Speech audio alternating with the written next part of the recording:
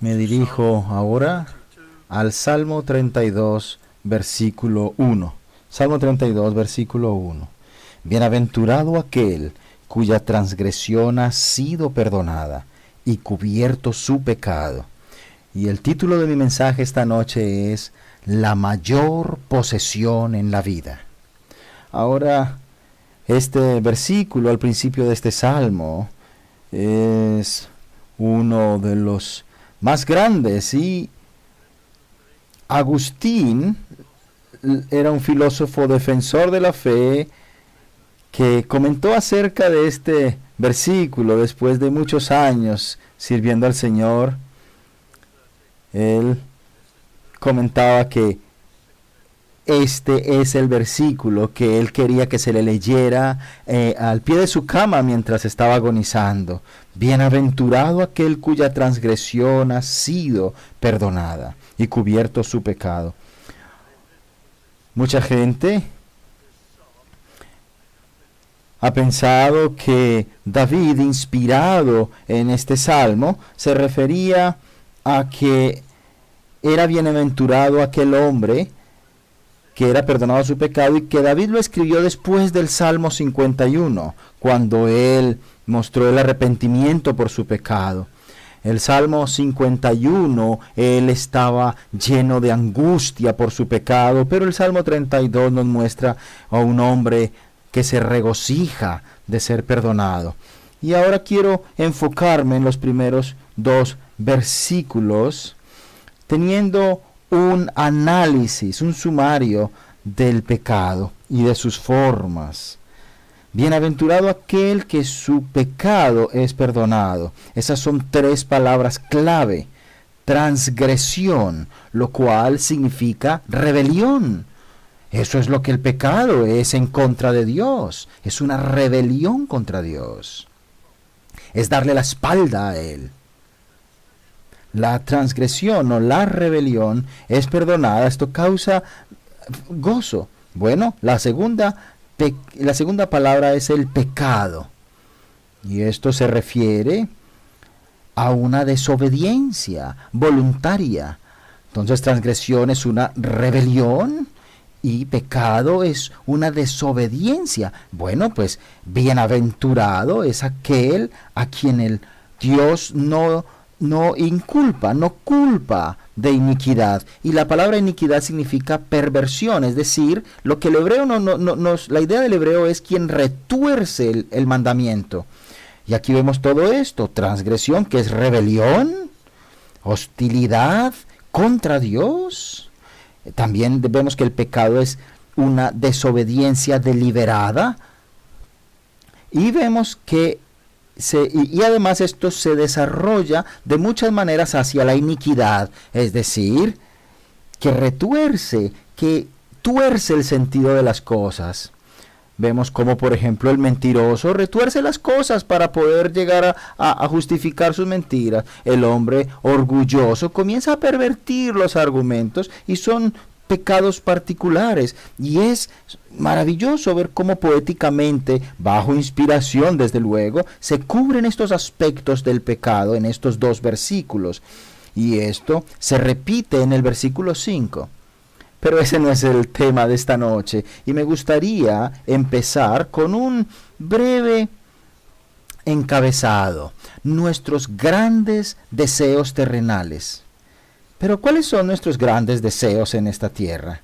Bueno, pues muchos de los deseos de hombres y mujeres es que viven vidas materialistas, simplemente no piensan en Dios y no tienen interés en Dios. ¿Cuál es entonces su gran sueño? Quizás tener poder, autoridad. O quizás tu sueño es un poco diferente. ¿Es por fama? ¿Quieres ser famoso? ¿Que la gente te note y te conozca? Quizás es una gran reputación o estima lo que tú deseas. O tu sueño es quizás tener algún tipo de habilidad en la vida por la cual puedas ser admirado por tus capacidades, por tu dominio de alguna cosa. ¿Es ese tu sueño?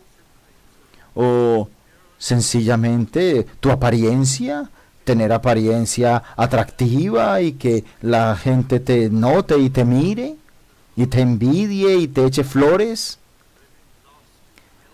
Quizás la apariencia, bueno, ese es el tipo de deseos que están en la mente y en los sueños de mucha gente.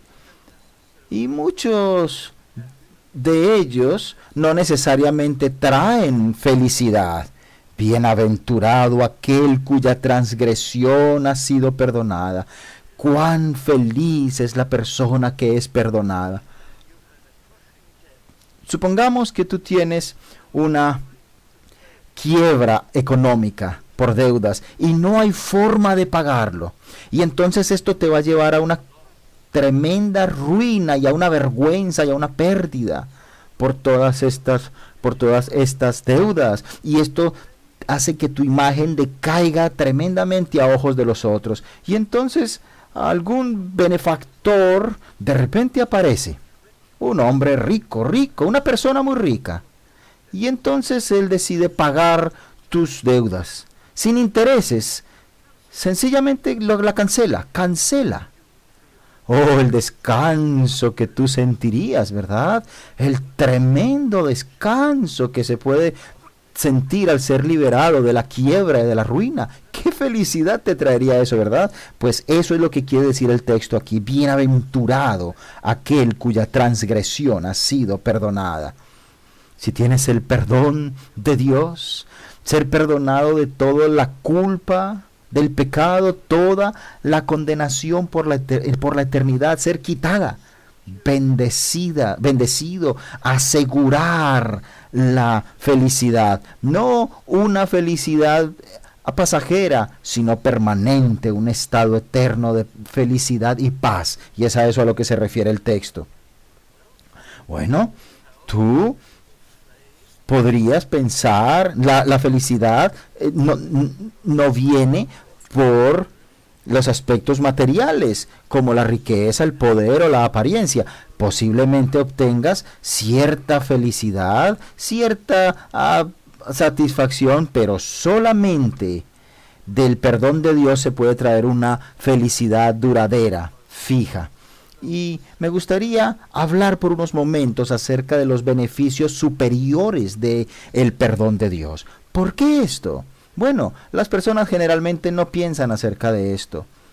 ¿Por qué esto es mejor que otros beneficios materiales o que beneficios materiales? Bueno, primero que todo, y quiero proceder hacia un punto, el perdón de Dios viene de forma instantánea, es algo instantáneo.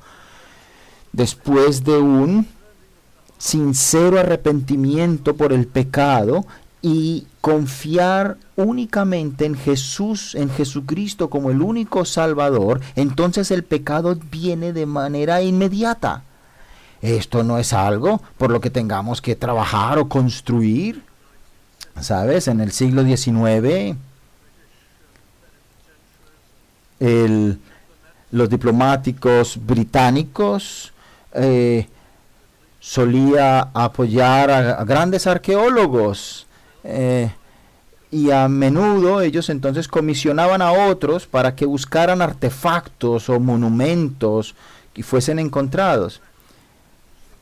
Y esto era un procedimiento bastante común en la época para que estas cosas luego fuesen vendidas, estas cosas que fueron encontradas en lugares muy especiales. Y quizás algo ha sido encontrado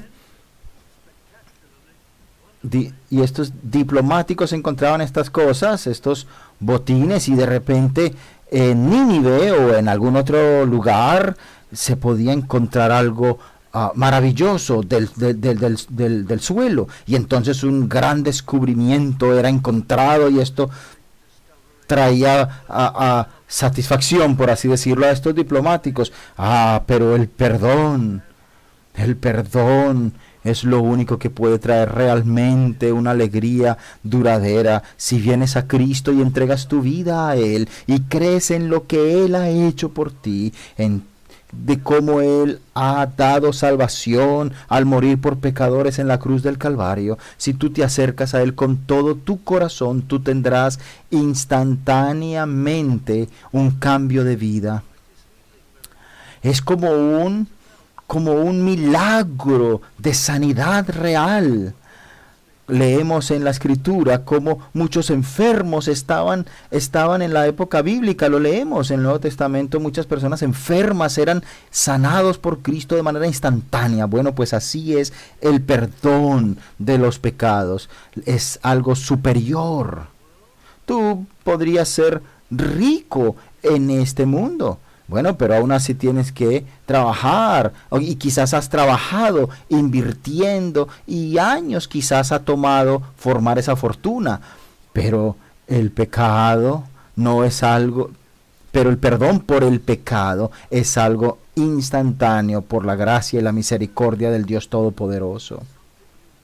Es algo certero, es algo que tú realmente conoces en tu corazón, vamos a decir, cuando tú eres salvo, cuando tú naces de nuevo, si realmente te has acercado a Él, Dios tiene la forma de hacerte saber, de darte una certeza en tu corazón de haber sido perdonado. Y de hecho, Dios te da evidencias de que hay una nueva vida, una nueva naturaleza, porque tienes una nueva concepción de las cosas, una nueva visión de todas las cosas. Y ahora te das cuenta que a menudo lo que antes era tu mejor amigo, el pecado ahora es tu peor enemigo.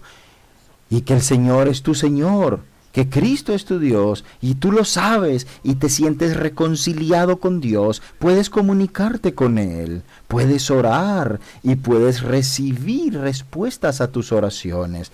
Tú tienes esa maravillosa certeza de que Dios está contigo. Él restaura tu dignidad y ahora eres una persona con un alma que está despierta y que tiene relación con Dios. Y aún más que esto, porque cuando tú eres perdonado, entonces tu mente se libera. Algunos usan el término se emancipa totalmente, porque cambia de modo que puedes entender cosas espirituales y tienes un discernimiento.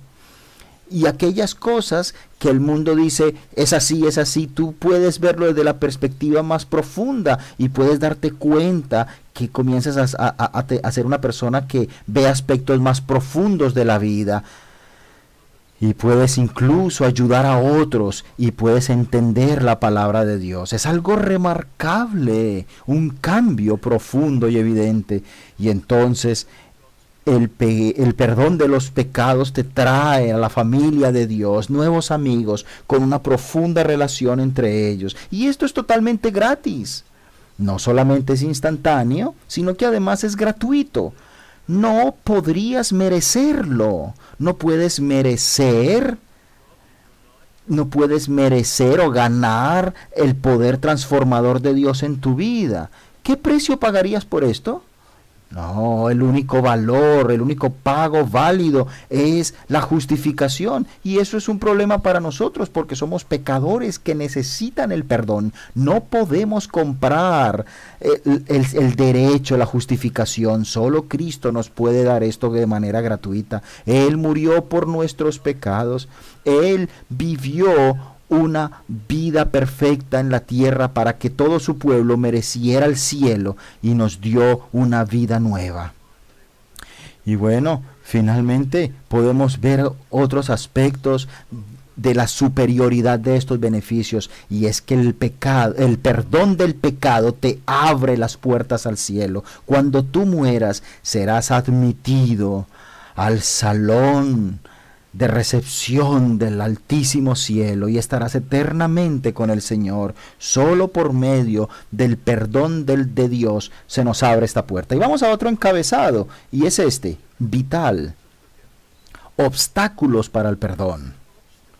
¿Cuáles serían los obstáculos? ¿Qué nos detiene para buscar el perdón de Dios? Aquí en el segundo versículo leemos lo siguiente: bienaventurado el hombre a quien Jehová no culpa de iniquidad y en cuyo espíritu no hay engaño, deshonestidad. Pero es aún más que deshonestidad, que no tiene nada escondido, que no tiene falsedad. Y esto es un problema para nosotros, porque somos deshonestos delante de Dios. Tenemos todo tipo de malos hábitos que no nos permiten ser realistas acerca del pecado, del arrepentimiento, de la búsqueda de la misericordia de Dios. Y esto es muy importante, que veamos algunos de estos obstáculos que obstruyen nuestro camino hacia Dios. Y el primero que quiero mencionar es este.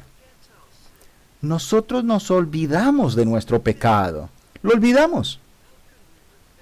¿Cómo podemos arrepentirnos de pecados si los olvidamos, la mayoría de ellos? Cosas que hemos hecho, quizás mentiras que hemos dicho, egoísmo monstruoso y todo tipo de cosas, falta de amor. Y nosotros sencillamente lo olvidamos completamente. No pensamos en ellos. ¿Deberíamos estar avergonzados de ellos? A veces incluso deberíamos pensar en ellos y sentirnos avergonzados, pero como esto trae malestar, pues lo quitamos, lo olvidamos. Y esto significa que el pecado, incluso si lo recordamos, lo suavizamos en nuestra memoria y lo vamos borrando. Por ejemplo, si nos comportamos de manera terrible, con un carácter malo, de forma abominable. Quizás algún pecado que tienes 5 años atrás o 10 años atrás, incluso 6 meses atrás, tal vez tú simplemente dices, bueno, simplemente me alteré un poco y lo justificas. No, fue terrible, fue un pecado. Alguien fue terriblemente ofendido, emocionalmente le has herido, pero a ti no te importa. Y tú en la memoria dices, eso fue hace tiempo, eso ya quedó en el pasado. Yo soy una buena persona, razonable y amable.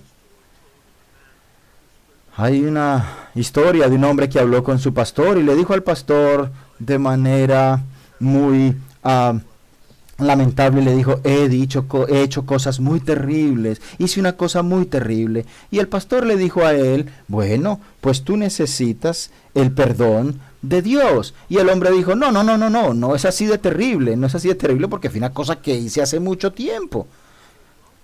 Así que eso ya es diferente. Para él, eso ya quedó en el pasado. Y lo olvidado es olvidado y se deja ahí atrás y lo suavizamos en nuestra memoria y lo minimizamos con el paso del tiempo. Pero la culpa nunca se reduce, nunca desaparece. Eso pasa incluso, eso no sucede así ni siquiera en la vida natural. Te puedo contar la historia de una mujer en los Estados Unidos que cuando ella era joven se envolvió en una situación de hurto y ella robó y parece que de manera voluntaria o por accidente tomó algo que no le pertenecía.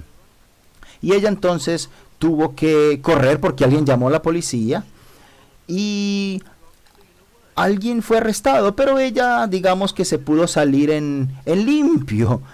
Y aunque fue perseguida por mucho tiempo, finalmente ella logró escaparse y empezó una nueva vida. Eventualmente en otra ciudad de los Estados Unidos consiguió trabajo y algo así como 25 años después, ella nunca había sido hallada. Ella empezó a tener terribles sueños y no podía dormir y estaba muy inquieta y su conciencia le atormentaba y le traía mucho problema.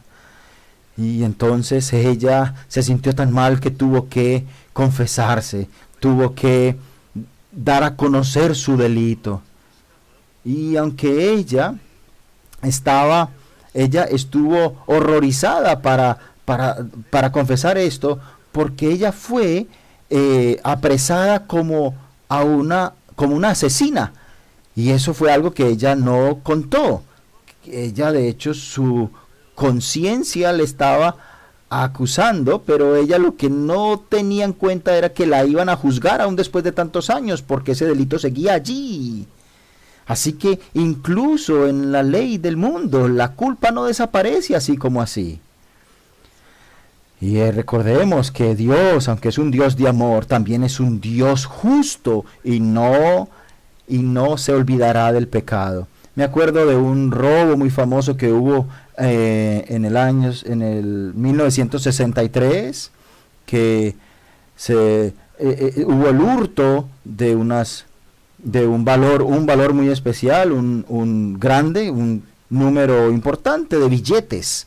Y entonces, bueno, pues muchos de estos billetes sencillamente pudieron obtener ganancia de ellos, pero a los que atraparon se les dio unos 30 años de prisión. La cuestión es que algunos de ellos lograron escapar después de algunos años de la prisión y no fueron hallados, y tenían un montón enorme de dinero. De hecho que en efectivo ellos tenían una cantidad enorme de dinero y se fueron para Brasil y otros países, es por lo que se sabe, y casi se gastaron todo el dinero de este robo que hicieron en un tren.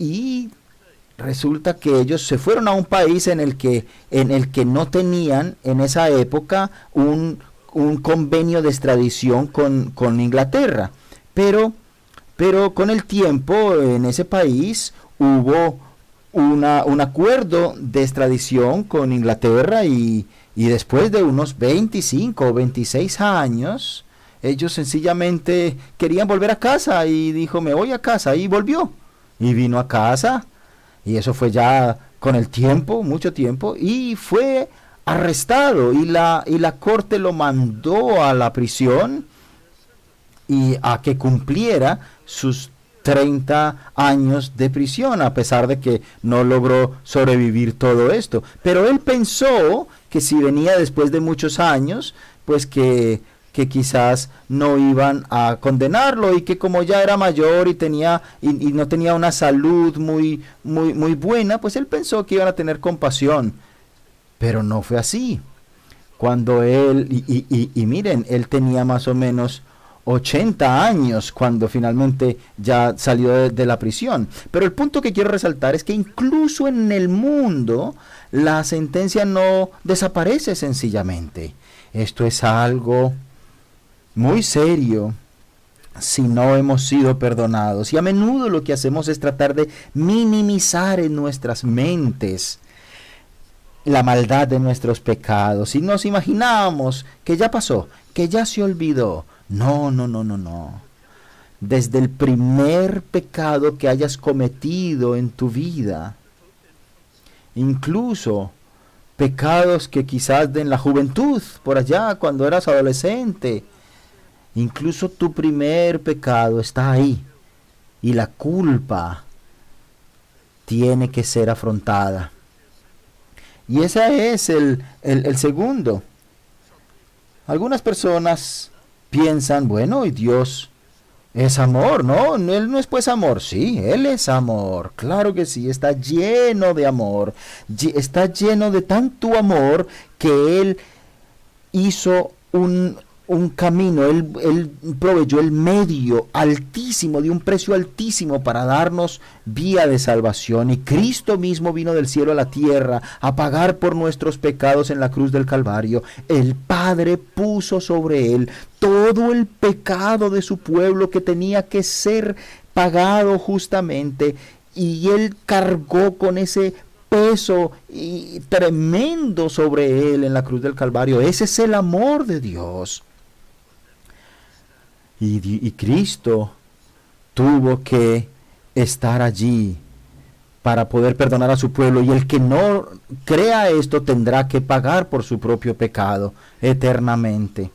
Otro obstáculo para recibir el perdón de nuestros pecados es que constantemente nos excusamos a nosotros mismos, y usualmente decimos, bueno, yo no soy tan malo como otros, y entonces miramos a alguien que nosotros pensamos o nos imaginamos que es peor que nosotros, y decimos, mira, ese es peor que yo voy a estar bien, yo soy mejor. Pues no minimices tu pecado. Algunas personas torpemente piensan que hay cierto balance quizás, que se van a equilibrar las cosas. Bueno, sí he cometido errores, pero también tengo cosas buenas. No, aunque tú hayas hecho alguna cosa aparentemente buena, está tan manchada de pecado porque tú no has amado a Dios, le has dado la espalda a Él.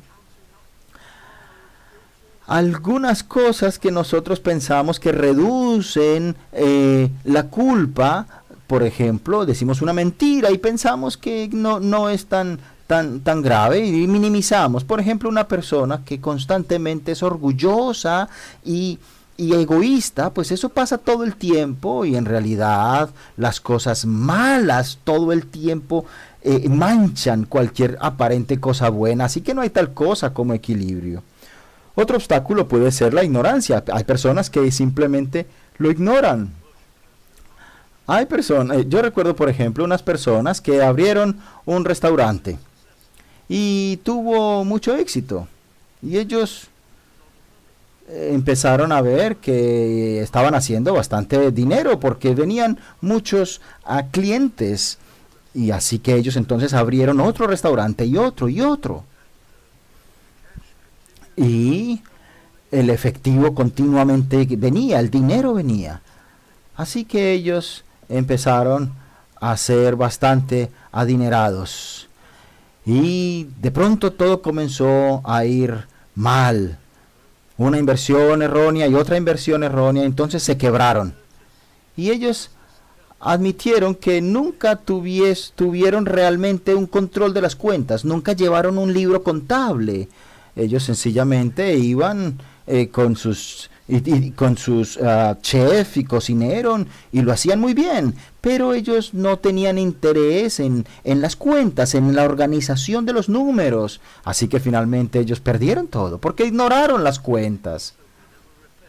Y de esa manera muchos de nosotros a menudo no nos arrepentimos ni buscamos al Señor, no miramos las cuentas y tan pronto como nos empezamos a sentir incómodos, decimos, ay, perdón, oye, mira, yo tengo una duda, yo ni sabía que Dios existía. De hecho, yo encuentro contradicciones en la Biblia. Bueno, nosotros creemos que estas personas de las cuales hablamos muchas veces dicen, es que tengo un problema, yo no puedo creer en el Evangelio. No, la cosa es, debo arrepentirme de mis pecados y buscar la misericordia de Dios y buscar una nueva vida. No, yo ni siquiera puedo pensar en esto, dicen algunos. Y entonces algunos lo que empiezan a decir es, sí, yo tengo ciertas dudas y no logro entender muy bien esto. Y entonces se sienten muy impresionados por explicaciones ateas y materialistas y evolucionistas de la creación y demás. Y entonces ellos lo que hacen es no pensar en el pecado y en la necesidad que tienen del perdón. Pero bueno, nuestro tiempo se está yendo y quiero dar un encabezado final que es este. ¿Cómo arrepentirnos? Queridos amigos, ¿cómo debo arrepentirme? Aquí está, en el versículo 5 de este salmo. Mi pecado te declaré, y no encubrí mi iniquidad. Dije, confesaré mis transgresiones a Jehová. Mira, escucha al rey David. Confesaré mis transgresiones. Él cambió el orden de estas palabras claves. Él dice, mi desobediencia, mi transgresión, es mi desobediencia a los mandamientos de Dios. Yo soy el culpable, reconoce él. Es mi iniquidad, es mi transgresión. Ahora reconozco que soy yo. Dije, confesaré mis transgresiones, mi rebelión voluntaria en oposición a Dios. Esa es la única forma de arrepentirnos. Oh Señor, yo soy un pecador, yo lo hice, no tengo excusa, yo soy un pecador, yo he sido malvado, Señor. David dijo aquí en este salmo, soy yo. Y en el salmo de arrepentimiento, del Salmo 51, he sido yo quien ha pecado contra ti, contra ti he pecado. Yo necesito el perdón del pecado.